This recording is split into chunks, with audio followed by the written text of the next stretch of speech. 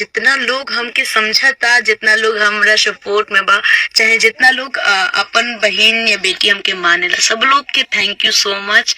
और हमके बस thank you. हम बोलम तो ढेरे बोल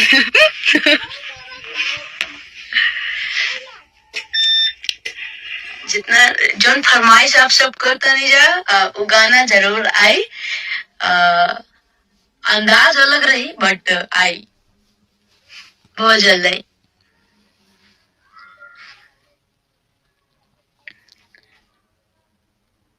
हाँ, आप सब सतीश भाई हमार जोन कहता नहीं, वही गाना आई।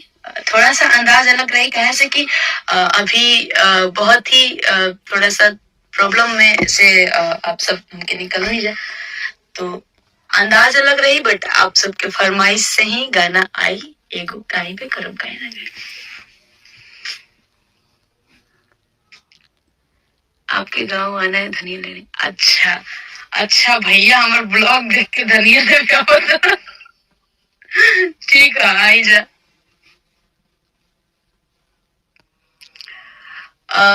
फरवरी में आप सबके डिमांड वाला जौन गाना बटे, डिमांड के लिए आई जा फरवरी में, पहला ही फरवरी के आ जाए।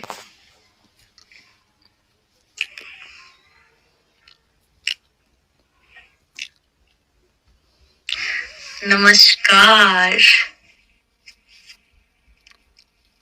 सबको, लव यू सबको, नमस्ते, थैंक यू सो मच। और